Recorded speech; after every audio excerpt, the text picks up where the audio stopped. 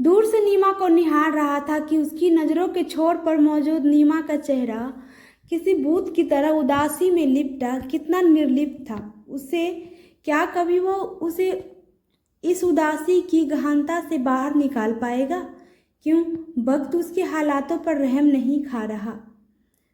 कितनी देर यूं ही दर्द की झाइयों में लिपटा देव दरवाजे की ओर लिए उसे निहारता रहा, जो शायद ही उसकी स्थिति से वाकिफ थी। देव को यूं खड़ा देख नर्स एक दो बार वहां से गुजरी और उड़ती नजर देव पर डालती गई। सिस्टर, अब की बार के गुजरते देव उसे आवाज देकर रोकने का प्रयास करता है। बोलो। पूछनी थी हिचकिचाते शब्द से वह किसी तरह से बोलता है। नर्स एक क्षण रुककर उसका चेहरा ध्यान से देखती हुई कहती है, तुम किस लिए इस लड़की के लिए परेशान हो? तुमने मदद की, अब इसके अलावा क्या कर सकते हो? इसका बाप भी नहीं रहा और कोई रिश्तेदार भी नहीं, तो उसको सुधारगृह भेजना ही पड़ेगा ना। मैं पूरा दिन देखती हूँ कि बस यहाँ आकर उसको तुम निहारता रहता है। अरे वो लड़की तो अपने में ही खोई रहती है, ना किसी से बोलना ना देखना, बस जो मिला खाया और आँख खोले पड़े रहना। फिर तुम क्यों अपना समय ऐसी लड़की पर बर्बाद कर रहे हो?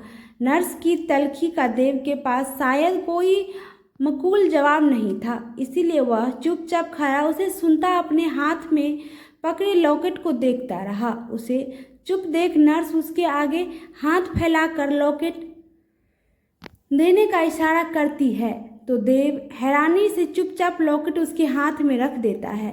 उसे लिए नर्स अंदर जाती हुई कहती है, तुम्हारी माँ की उम्र की हूँ तो जो ठीक लगा समझा दिया, अब बाकी तुम जानोगी क्या करना है। डॉक्टर अभी आते होंगे, इंतजार करो। देव देखता रहा कि नर्स लॉकेट लिए नीमा के गले में बांध रही थी। ये देख देव की आंखें मुस्कुरा उठी, पर नीमा किसी भूत की तरह वहीं पड़ी रही। डॉक्टर के आते देख नीमा का हार लेने उसके पीछे जाता है, पर वे उसको इंतजार करने को कहते राउंड लेने निकल जाते हैं। वे राउंड लेकर वापस आते उसे वही खड़ा इंतजार करते देख उसे अपने कैबिन में बुलाते हैं। बैठो, इत्मीनान से बैठो। डॉक्टर उसे बैठने को कहते हैं। डॉक्टर साहब, मैं जानता हूँ किसके बारे में जानना चाहते हो। वह फिजिकली ठीक है, पर अभी बस उसका मानसिक पक्ष ठीक होना है। मतलब कि काउंसलिंग हो तो उसकी चुप्पी टूटे। अभी बहुत गुमसुम रहती है। अब सरकारी अस्पताल से इससे ज़्यादा क्या हो सकता है? फिर भी उसको जल्दी ही डिस्चार्ज मिल जाएगा। देव चुपचाप उन्हें सुनता रहा, क्योंकि डॉक्टर अभी भी अपनी बात कह रहे थे। पिछले 2 महीने से एक तुम ही हो जिससे मैं उसके लिए आते देख रहा हूँ। डॉक्टर बात करते करते ड्राइवर से कोई फाइल निकालकर मेज पर रखते हुए उसे खोलते हैं। मैंने अपने अब तक के 20 साल के अनुभव में सरकारी अस्पतालों में कितने ही मरीज को देखा, कितने ही सरकारी अस्पताल में अपनों को इलाज कराता छोड़कर चले गए और फिर कभी वापस नहीं आए। और इस लड़की की हालत भी मारुति सुजुकी बोल्ड कुछ ऐसी ही है। बाप है नहीं और किसी रिश्तेदार ने कोई दवा भी नहीं किया, तो तुम क्या कर सकते हो? मैं तो बस उसको ठीक होता हुआ देखना चाहता हूँ। देखो यंग मैन, ये जवानी का जोश है। मैं भी कभी तुम्हारी उम्र का था तो बहुत कुछ सोचता था, ये सुधार दूंगा, ये बदल दूंगा, पर कुछ हुआ क्या? वक्त ने मुझे बदल दिया और यही तुम्हारे साथ होगा।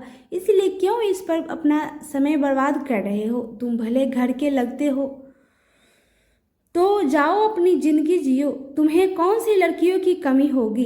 पता है डॉक्टर साहब, एक दिन मेरी माँ ने मुझसे क्या कहा था कि एक दिन तुम्हें अपने जीवन का कोई ना कोई मकसद जरूर मिलेगा, तब असल जीवन का महत्व तुम्हें समझ आएगा। क्योंकि ईश्वर ने हर मनुष्य की रचना किसी न किसी उद्देश्य के लिए ही होती है, और यही उद्देश्य हमें जीवन के कुछ और दुख की अनुभूति कराते हैं, जिसके बिना ये जीवन ही निरर्थक है। बस मैं तो वही कर रहा हूँ जो समय मुझसे करा रहा है। वैसे भी मैं कौन सा उससे कुछ पाने के लिए उसके पास हूँ। मुझे तो पता भी नहीं कि उसके मन में क्या है। मैं तो बस चाहता हूँ कि वह जल्दी से जल्द अपना सामान्य जीवन जीना शुरू कर दे। सपाट भाव से देव अपनी बात कहता हौले से मुस्कुरा देता है तो डॉक्टर अनिमेष उसकी ओर देखता रहा, जैसे उसका मन खुद के अंदर के खोए इंसान को खोजने लगा हो। पर शायद अनुसूचित वह बहुत पीछे छूट चुका था। वह देखते हैं कि देव अब जा चुका था। घर पहुंचते अवनी अपने भाई को देखते दौड़ती चली आई। भैया अच्छे समय आए, मेरा फॉर्म भर दो ना। अनुहार करती वह झट से अपने भाई की कलाई पकड़ती है कि एकदम से उछल पड़ती है। उमा, तुम्हारा हाथ इतना गर्म है, भट्टी से निकल कर आए हो क्या भैया? अभी मेरे सर में दर्द है तो बाद में भरता हूँ तेरा फॉर्म, कहता हुआ देव अपने कमरे की ओर बढ़ने लगा। लेकिन बैठक में बैठी माँ ने सब कुछ सुन लिया, जिससे वे तुरंत ही देव के पास आती उसे छू कर देखती एकदम से चौंक पड़ी। हे भगवान, तुम्हें तो वाकई बहुत तेज बुखार है और ऐसी हालत में तुम बाहर घूम रहे हो। चलो लेटो यहाँ पर, मैं डॉक्टर को बुलाती हूँ। माँ बुरी तरह से हड़बड़ाती घबरा गई थी। अरे माँ, कुछ नहीं हुआ मुझे, वो तो आज धूप बहुत तेज थी ना, बस इसीलिए सर भारी भारी हो गया। थोड़ा आराम करूँगा तो बस ठीक हो जाऊँगा। चुप बिल्कुल, आज मैं तुम्हारी कुछ नहीं सुनूंगी। पूरा दिन जाने कहाँ कहाँ मारे फिरते हो। अब जब तक तबीयत नहीं ठीक हो जाती तब तक कहीं बाहर नहीं निकलोगे, समझे?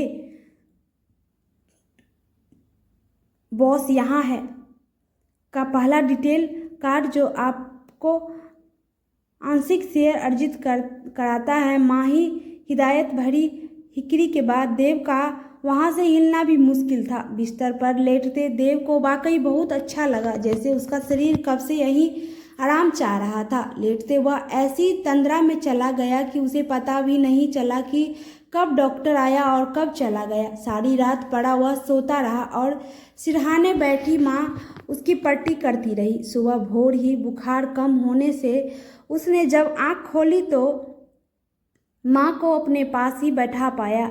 वे कुर्सी पर एक किनारे को झुकी झपकी लिए थी। ये देख देव समझ गया कि उसकी तबीयत को लेकर माँ कितना परेशान रही होगी। वह धीरे से उठकर बिना उन्हें डिस्टर्ब किए उन्हें उठाकर फिर लेट जाता है। आंख बंद करते वह फिर नींद की आगोश में समा गया। इस पर कार्तिक उसे सख्त आंखों से देखता हुआ कहता है, अभी तबीयत ठीक हुई और तू फिर से हॉस्पिटल के चक्कर काटने चल दिया ना। इस पर देव कुछ नहीं कहता, बस धीरे से मुस्कुरा देता।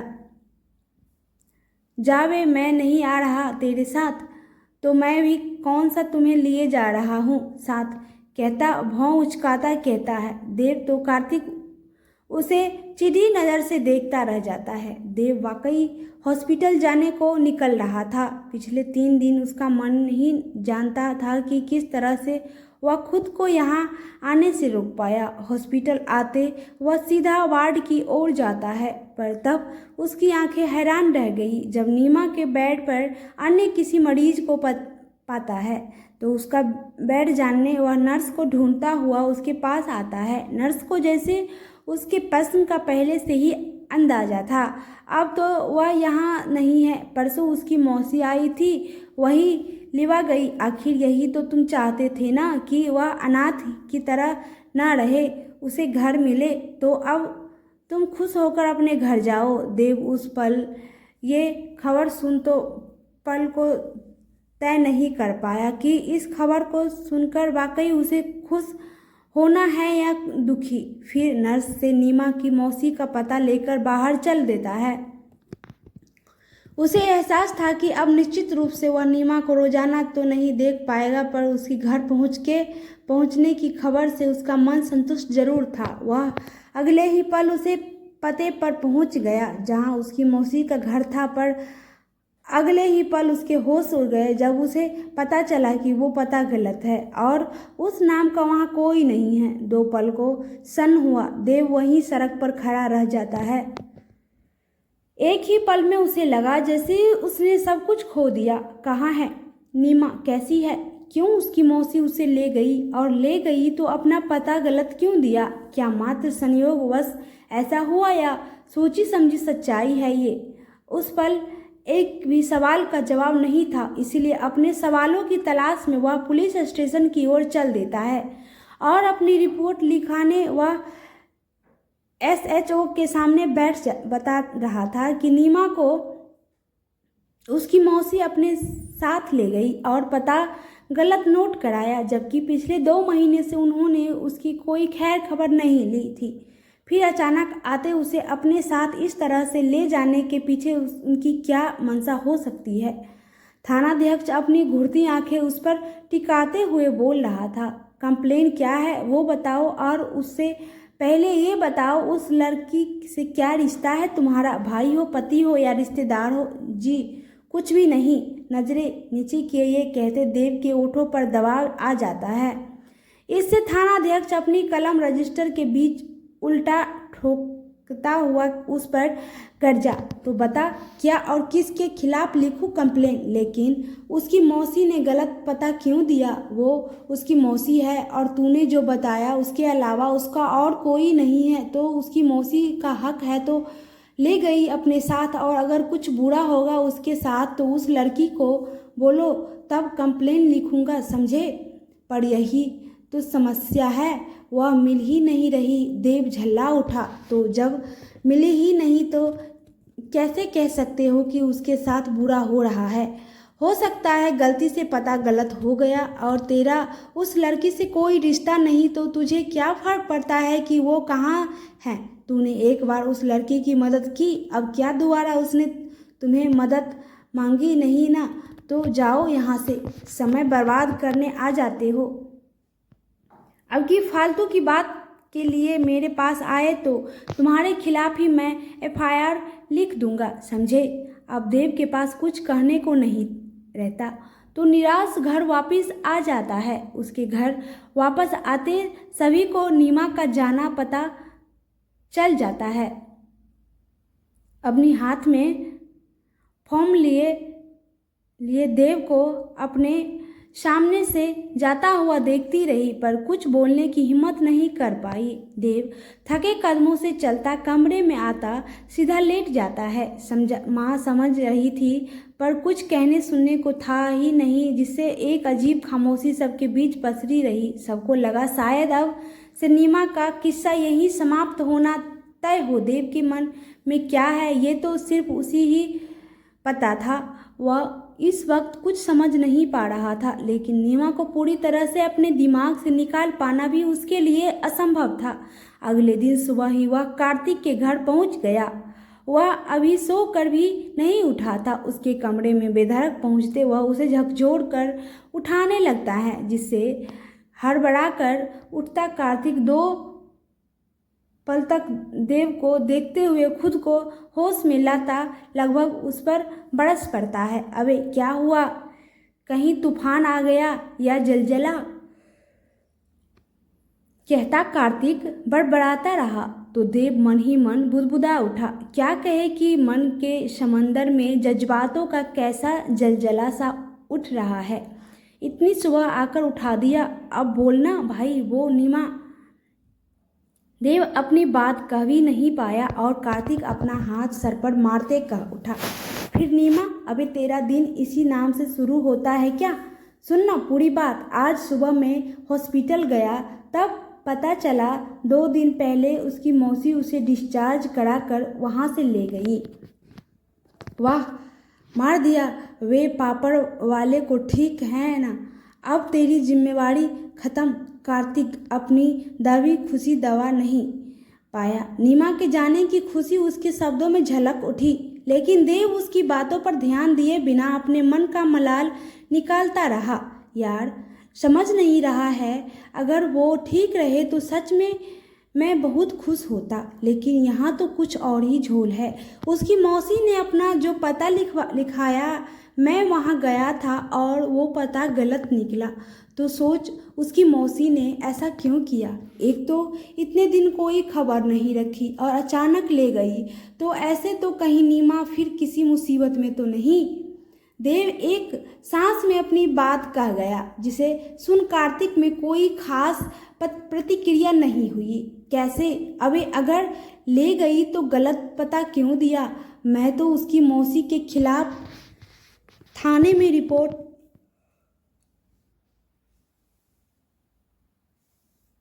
लिखाने भी गया, पर वहाँ भी कोई मेरी बात नहीं समझ रहा।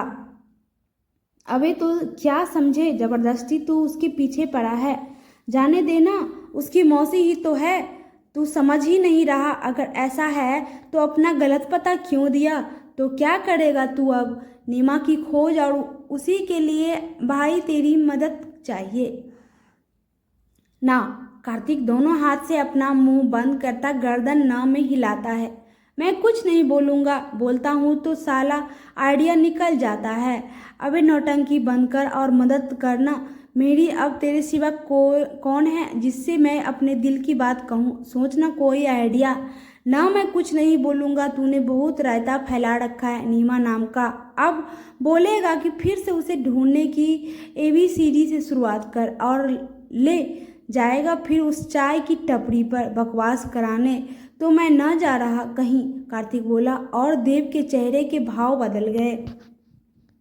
अभी क्या आइडिया दिया है? मैं तो उस चाय वाले को भूल ही गया था। उसे जरूर उसकी मौसी के बारे में कुछ पता होगा।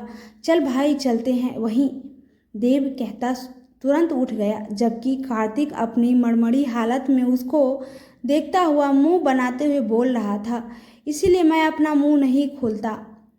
साला जब भी मुंह खोलूं आइडिया निकल जाता है। मैं नहीं जा रहा उठते कहीं। तू जितना चाहे थोबड़ा लटका ले, चलना तो पड़ेगा भाई तेरे को। और सच में कार्तिक के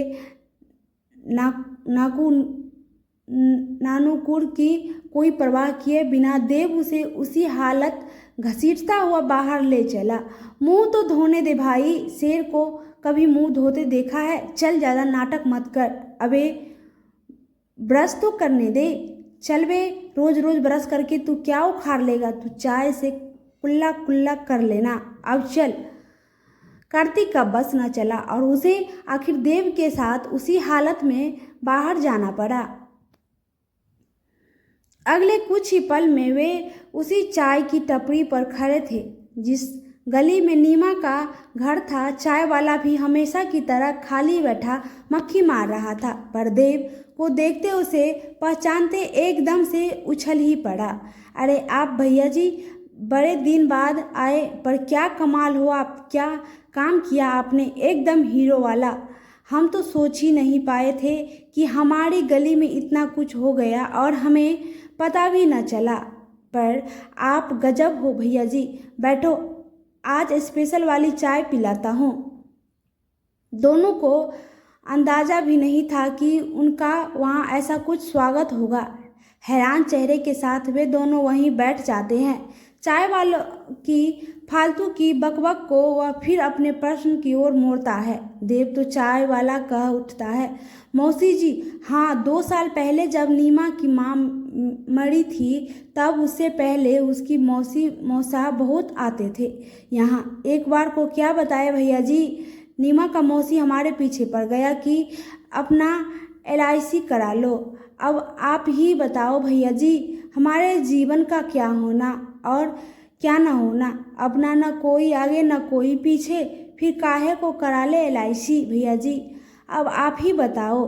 देव को उसकी बेकार की बातों में कोई रुचि नहीं हो रही थी, पर कार्तिक उसकी बातों में रस लेता उसकी लाई चाय सुरखता हुआ चहका। अच्छा, उसका मौसा LIC एजेंट था, फिर तो खुद का भी करा रखा होगा बीमा, और कहीं मर गया तो उसके परिवार के बल्ले बल्ले हो जाए।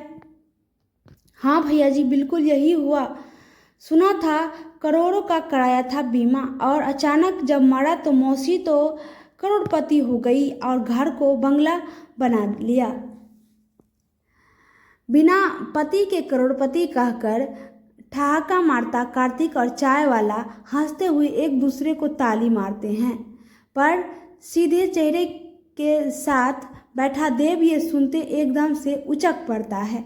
तो कहीं यही कुछ झोल तो नहीं, कहीं उसके बाप का भी तो बीमा का चक्कर तो नहीं।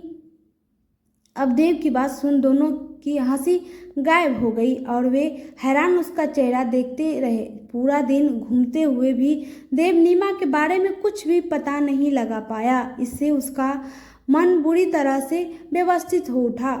कार्तिक को उसके घर छोड़ने वह बाइक उसके घर की ओर मोड़ देता है। देव कार्तिक को उसके घर तक छोड़ने तक पूरी तरह से खामोश बना रहा। कार्तिक ने उसे टोकने की कोशिश भी की, पर देव ने उसकी बात का कोई जवाब नहीं दिया। कार्तिक अपने दोस्त की उदासी समझ रहा था। उसे जाता हुआ देखता कार्तिक धीरे से बुदबुदा उठा, अब या तो उस लड़की को ढूंढना पड़ेगा या अपने यार के दिमाग से उसका फितूर निकालना पड़ेगा। चल भाई कार्तिक, अब अपने दिमाग से कोई जबरदस्त वाला आइडिया निकालना पड़ेगा। तभी घर के अंदर से एक आवाज़ उसका ध्यान तोड़ती है। कहाँ है तुम्हारा लाट साहब? अभी तक अपनी आवारागर्दी करके लौटा कि नहीं? लौट आए तो अपने सुपुत्र को बोल देना कल से दुकान में बैठना शुरू कर दे, नहीं तो उसकी ये जो हरदम भागती हुई टांगे हैं ना, उन्हें तोड़ दुकान में बैठा दूंगा। तब देखता हूँ कैसे नहीं बैठता दुकान में। कार्तिक अभी घर भी नहीं पहुंचा पर अपने बाप की आवाज़ पर वहीं ठिठक गया। ये तो मेरे आने से पहले ही मेरे स्वागत की तैयारी हो गई। चल कार्तिक, वहीं पिछवाड़े से कूदते हैं, इससे पहले कि मेरा बाबू मेरी हड्डी को तोड़ तोड़ कर कबाड़ में बेचे। खुद ही कूदकर अपनी हड्डी की जांच कर लेते हैं। अब कार्तिक सामने की ओर से न जाकर पीछे से कूदता हुआ अपने घर में प्रवेश करता, छुपता हुआ अपने कमरे में पहुंच जाता है। यार, कमरे में तो आ गया, अब पहला दिग्दम तो इस दुकान से छुटकारा पाने का लगाना पड़ेगा। सोचता हुआ कार्तिक अपने कमरे में पहुंचा। बिना बत्ती जलाए ही बिस्तर में घुस जाता है। खिड़की की सलाखों के पार एक और सुनी सांझ की गोद में उदास सूरज डूबा जा रहा था, जिसे उसकी परछाई आंखें अपलक जाने कितनी देर से एकटक देख जा रही थी। ऐसी जाने कितनी सांझ आती और गुजर जाती, पर उनका एहसास मानो उसके मन में ठहरा रह जाता। कितनी उदासी भरी थी उन लाल आकाश में डूबते अंगारे से सूरज में, मानो देर से रोई आंखें सूज गई हो। वह कितनी देर से यूं ही बैठी थी। उसके बगल की मेज पर रखी चाय कब की ठंडी होती, उसमें पपड़ी सी जम गई थी। चलने को कितना अनंत आकाश पर उसके कदम कितने बेबस। नीमा वह पुकार पर भी पलटकर नहीं देखती। वह अधेड़ महिला अब उसके पास आकर उसके बालों में उंगलियां फिराती हुई फिर से पुकारती है, नीमा चाय नहीं पी? चलो कोई बात नहीं, देखो तुम्हारी एक्सरसाइज का टाइम हो गया है। कहकर वे अपने पीछे खड़े व्यक्ति को आगे आने का इशारा करती है। नीमा अब मुड़कर उनकी ओर देखती है। उसके देखने में इतनी गहन उदासी थी कि कुछ पल को वह व्यक्ति वहीं ठहरता पूछ उठा, क्या आराम नहीं मिला या तकलीफ हुई कोई? अरे थोड़ा दर्द तो होगा, पर आज थोड़ा ध्यान से कराए। बच्ची ने बड़ी तकलीफ सही है, जीवन में थोड़ा समय तो लगेगा। वापसी में कहती हुई मौसी जी लेटी हुई नीमा का सर प्यार से सहलाती रहती है, तो वही कुर्सी पर बैठा फिजियोथेरेपिस्ट उसके पैरों से धीरे धीरे एक्सरसाइज कराता रहा। काफ़ी देर एक्सरसाइज करा लेने के बाद फिजियोथेरेपिस्ट कमरे से बाहर निकल जाता है। फिर पीछे उसे दरवाजे तक छोड़ने मौसी जी भी जाती हुई कहती रही, 1 हफ्ता तो हो रहा है, कितना सुधार है उसके पैरों में, कब तक वह सामान्य रूप से चल पाएगी? वह रुककर उनकी ओर पलटकर देखते हुए कहता है, थोड़ा समय तो लगेगा, क्योंकि वह अपनी ओर से कोई प्रयास नहीं कर रही है, फिर भी आप विश्वास रखें, आपकी मेहनत निष्फल नहीं जाएगी। हाँ, बस आप ऐसा बोल दिए, मन को बड़ा सुकून मिल गया। कहती हुई वे हाथ जोड़ लेती है। अरे आप फिक्र ना करें, मैं आपका बेस्ट दे रहा हूँ। वैसे एक बात कहूँगा, आप उसकी मौसी होकर उसके लिए माँ से बढ़कर कर रही है, जो इसका फल भी अच्छा ही होगा। अच्छा नमस्ते, मैं कल आता हूँ। उसके बाहर निकलते हुए दरवाज़ा बंद कर नीमा के पास आती, उसे शॉल ओढ़ाती हुई उसके पास बैठती हुई कहती है, अब थोड़ी ठंड होने लगी है ना। वह कुछ नहीं बोलती, पर वे अपनी बात कहती रही। हर वक्त एक सा नहीं होता नीमा, जो हुआ उसे भूलकर अब तुम्हें आगे का सोचना चाहिए। आज तुम्हारी माँ होती, क्या वो भी तुमको इतना उदास देख पाती? तुम्हारे पिता भी तुम्हारा बुरा कहाँ चाहते थे, वो तो बस उसकी मानसिक स्थिति ही ऐसी हो गई थी। तुम्हारी माँ के जाने के बाद वे कहती हुई नीमा के चेहरे की ओर ध्यान से देखने लगती है, जहाँ अब कुछ बदलने लगा था। मैं समझती ही हूँ कि तुम्हें अपनी माँ की याद तो आती ही होगी, थी भी तो आखिर कितनी जिंदा दिल तुम्हारे पिता संग बड़ी खुश रंग जिंदगी जी रही थी, लेकिन उसे कैंसर क्या हुआ, सब कुछ खत्म होता गया। सुरेश तो पागल ही हो गया और उसी पागलपन में तुम्हारे साथ भी आखिर क्या कर बैठा। लेकिन अब तुम परेशान मत हो, तुम मेरे पास हो ना, मैं अब सब ठीक कर दूंगी। कुछ दिन में देखना फिर से तुम चल ही नहीं दौड़ सकोगी। कहती हुई सर पर हाथ फिराती उसकी ओर देखती है। नीमा के बेजुबान शब्द मौसी के स्नेह से आंखों से लुढ़क पड़े तो वे प्यार से उसे अपने गले लगा लेती है। एक डूबती सांझ और ताल के पानी में जैसे डूबकर गुम हो गई, जिसे ढूंढता देव का बेकल मन अंतरस तरफ उठा। आखिर कितने दिन से इधर उधर भटकने के बाद भी वह अपनी तक नीमा को नहीं ढूंढ पाया था। आज बहुत देर से अकेला बैठा, जाने कितने पत्थर वह ताल के पानी में फेंक कर उसके हृदय को झकझोर चुका था, पर बेरहम वक्त के हृदय का एक भी तार नहीं झकझोर पाया था। लेकिन उसका मन हार मानने को कतई नहीं तैयार था। बस उम्मीद के सहारे रोज वह नीमा को तलाशता फिर रहा था। बेपनाह मौसी जी का सारा ध्यान नीमा की देखभाल पर था। वे हर तरह से उसका ख्याल रखे थी और कुछ दिन में ही उसका अच्छा परिणाम भी दिखने लगा था। अब नीमा सहारा लेकर कमरे में चल लेती थी। वे उसके पैर की मालिश करवाती, उसके खाने पीने का ख्याल भी रखती, जिससे अब उसका शारीरिक ढांचा भी कुछ ठीक होने लगा था। अब कुछ मांगना या कहना होता तो नीमा उनसे कह लेती, पर अधिकतर समय वह अपने को एक ही कमरे में समेटी खिड़की के पास बैठी रहती और दूर तक सुने रास्ते को निहारती रहती, मानो किसी के इंतजार में उसकी आंखें बिछी हो। जाने उसके बेचैन मन को किसका इंतजार था। नीमा, ये देखो, ये तब की तस्वीर है जब गीता में और उसकी सहेली मुंबई गई थी। तब पहली बार हमने समुद्र देखा था। मौसी जी नीमा के सामने कोई पुरानी एल्बम खोले अति उत्साह से उसे बताती जा रही थी। नीमा भी उन तस्वीरों पर नजरें गड़ाए जैसे कहीं खो गई थी।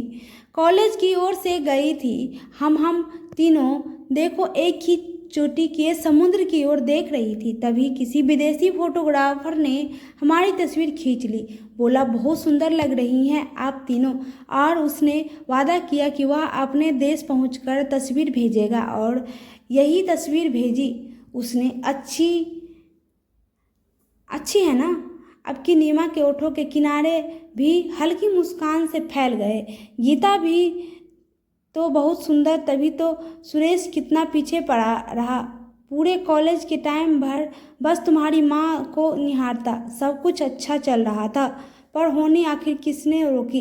एक गहरा उच्छ्वास छोड़ती वे लापरवाही में एल्बम के पन्ने पलटती हुई कहती रही, सुरेश ने जाने किस बात की सजा दी तुम्हें, बल्कि गीता के जाने के बाद तो और ख्याल रखना था। चलो छोड़ो, अब ये सब कहने सुनने का कोई फायदा नहीं। वे पन्ने पलटती रही और सर नीचे झुकाए नीमा की आंखों से कोई बूंद टपकती उसकी हथेली में गुम होती गई।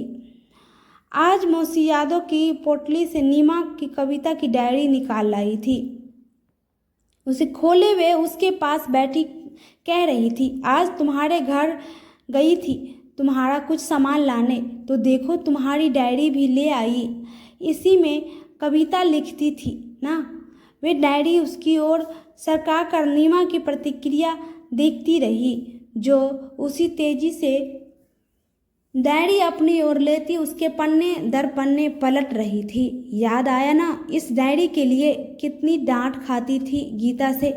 जब देखो डायरी तुम्हारी उंगलियों के बीच फंसी रहती, कहती हुई मौसी कसकर हंस पड़ी। डायरी के लिए सारा घर का काम भी कर लेती। मौसी देखती है कि अब हल्की हंसी नीमा के चेहरे पर भी धिरकने लगी थी। पता नहीं कैसे कर लेती थी। अच्छा चलो आज हम साथ में कुछ खास बनाते हैं, देखो तो कैसे कर लेती हो डायरी लिए काम, कहती हुई वे नीमा का चेहरा अपनी ओर उठाती हुई देखती है। उसकी आंखों के कोड़े भर आए थे। मुझे बिल्कुल वही वाली नीमा दिखती है जो हंसती खिलखिलाती पूरे घर को अपनी मुस्कान से गुलजार किए रहती थी। आओ चलो आज क्या बनाएं, तुम ही बताओ, मुझे तो कुछ समझ नहीं आ रहा। शाम को दीपा और प्रथम भी आ रहे हैं। अब नीमा कुछ सीधा चलकर घर में चलने लगी थी। मौसी उसे साथ में लिए रसोई की ओर चल रही थी और डायरी अभी भी नीमा की हथेली के चीज थी। इस बार दीपा कनाडा से आते सीधा अपनी ससुराल चली गई। क्या करती, बहुत मन था बेबी को देखने का। पूरा 1 महीना होने जा रहा था, अब जाकर आ रही है मेरे पास बेबी। आश्चर्य से नीमा अब उसकी ओर देखती है। ओह, बेबी के बारे में तुम्हें बताया ही नहीं, दीपा की बेटी है।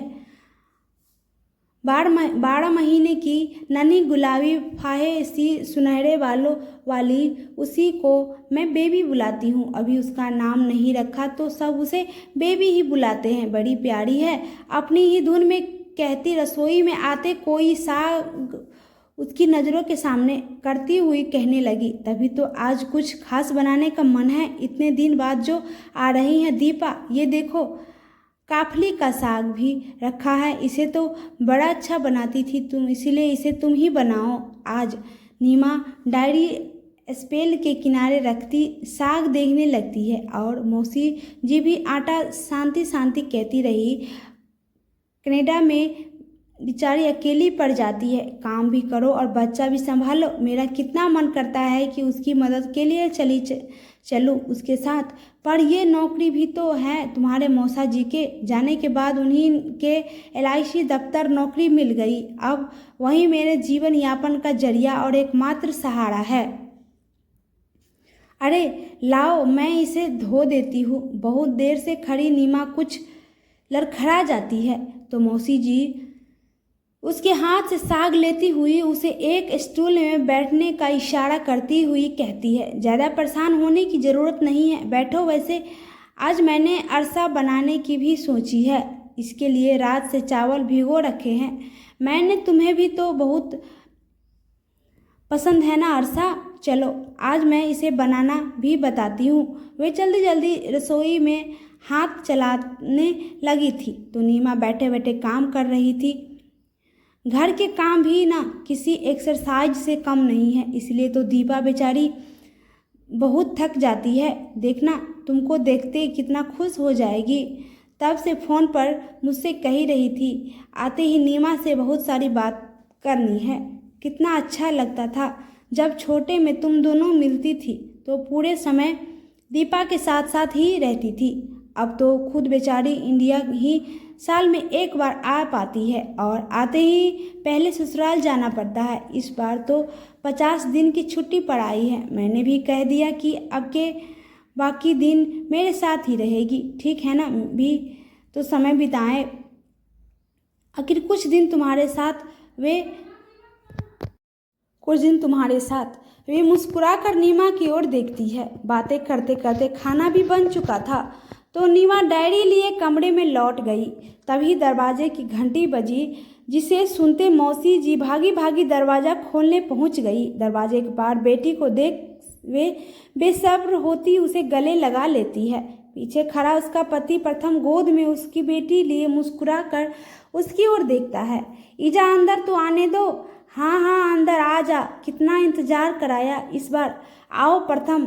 अरे पहले बेबी को दो मेरी गोद में। वे उन्हें अंदर आने का रास्ता देती हुई प्रथम की गोद से नन्ही बच्ची को अपने अंग में समेटी हुई पुलकित हो उठी। दीपा आते आते सोफे पर पैर पसार कर बैठती, झट से टीवी चला लेती है। मौसी अंदर आती, अपनी बेटी को मुस्कुरा कर देखती, अब प्रथम से हाल चाल लेने उसके सामने बैठ जाती है। अब यही बाकी दिन रहना, मैंने बहुत इंतजार किया तुम दोनों का, कहती हुई उस नन्ही परी का गुलाबी गाल चूम लेती है।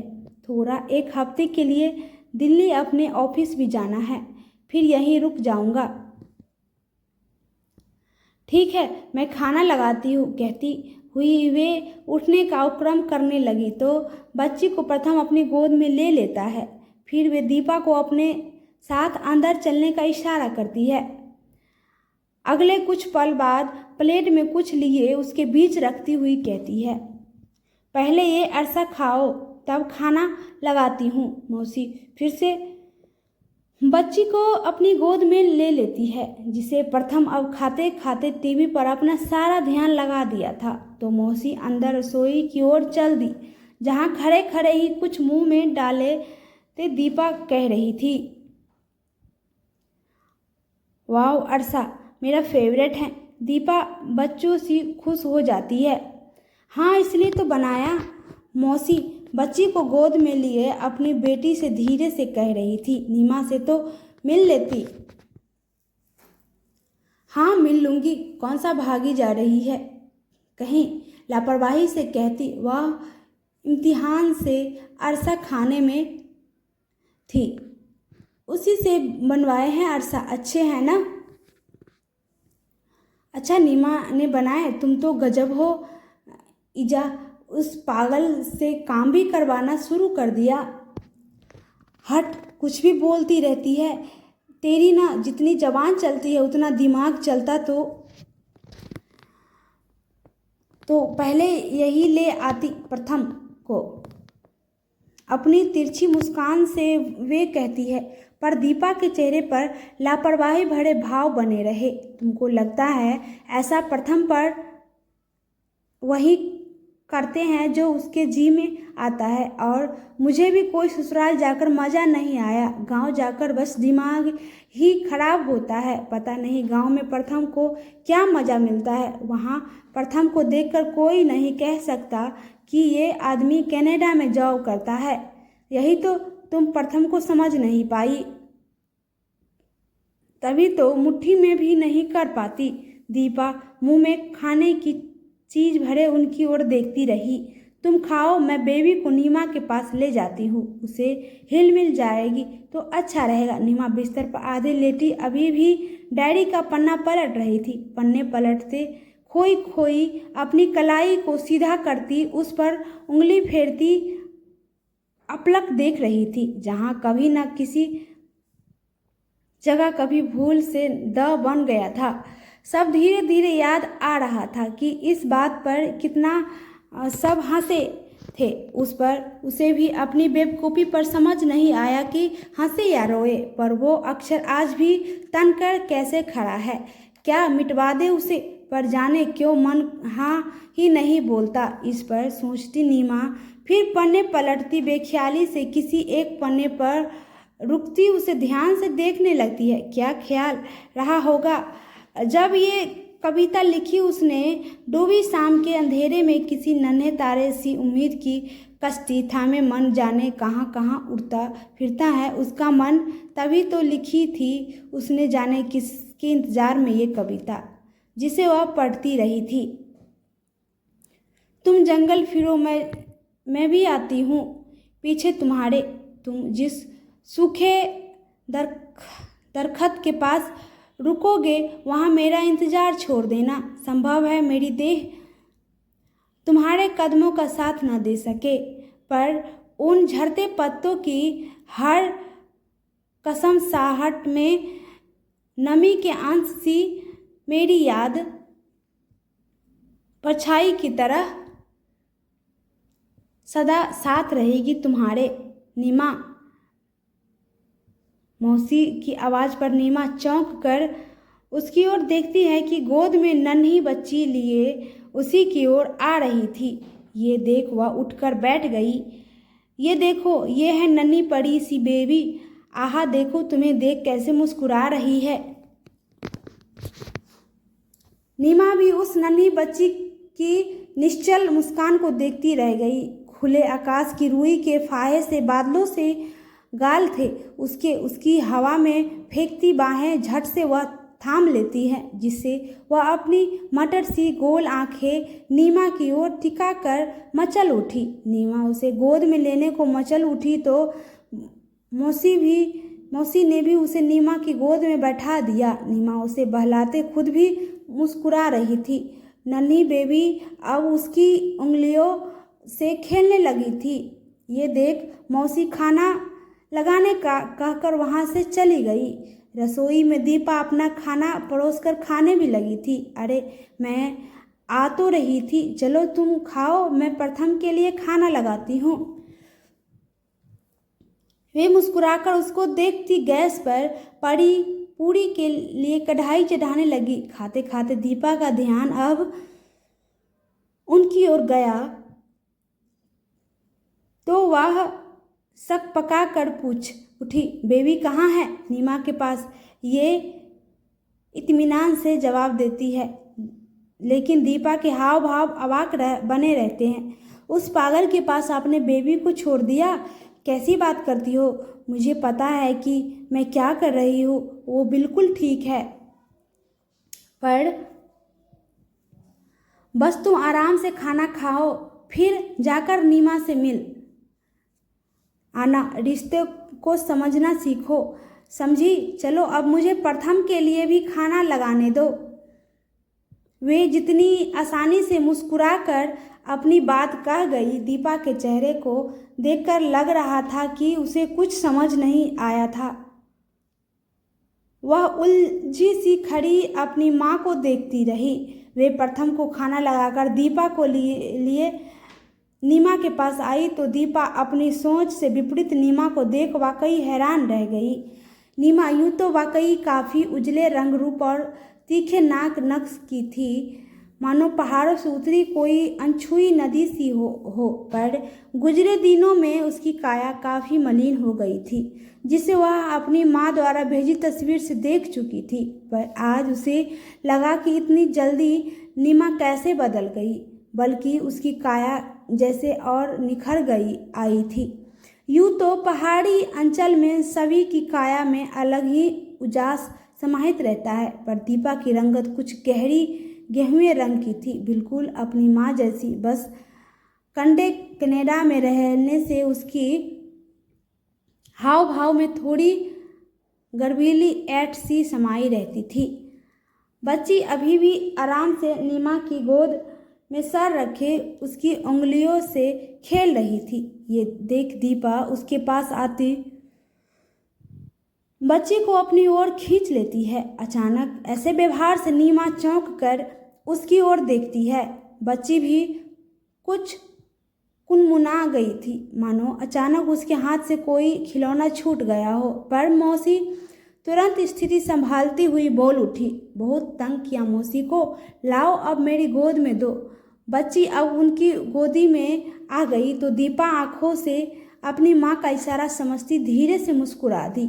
अब वे अपनी उंगलियां उसकी आंखों के सामने किसी खिलौने की तरह किए उसे बहलाती रही। वे इधर उधर की बातें कर जल्दी ही वहाँ से उठ गई। नीमा के पास ज़्यादा कुछ बोलने को था नहीं, बस उसकी बातों का हाँ नहीं में उत्तर देकर मौसी के कहने पर अपना खाना लेने उठकर चली गई। उसके जाते दीपा तब से अपने मन में जब्त की बात उगल बैठी। इजा, तुमने तो इसकी काया ही बदल दी। आखिर इतना सब करने की ज़रूरत ही क्या थी? दीपा गुस्से में अपने ओठ चबा रही थी। ये देख वे अपने ओठों के अंदर गहरी मुस्कान का दबाव बनाती हुई बोली, करना पड़ता है ना अपनों के लिए। दीपा एकदम से कनखनी से देखती है। हाँ करो, पालो पोसो, हमेशा मुझसे हर चीज़ में आगे रहती थी, पढ़ाई में भी आगे रही और ईश्वर ने मुझसे ज़्यादा रूप रंग भी दे दिया इसे। अब तुम ही करती रहो इसकी सेवा। अरे बुद्ध, सेवा तो ये करेगी तुम्हारी, सब तुम्हारे लिए ही तो कर रही हूँ। ये तो अभागी है, किस्मत वाली तो तू है। कोई रंग उजला होने से किस्मत उजली नहीं हो जाती तुम्हारी।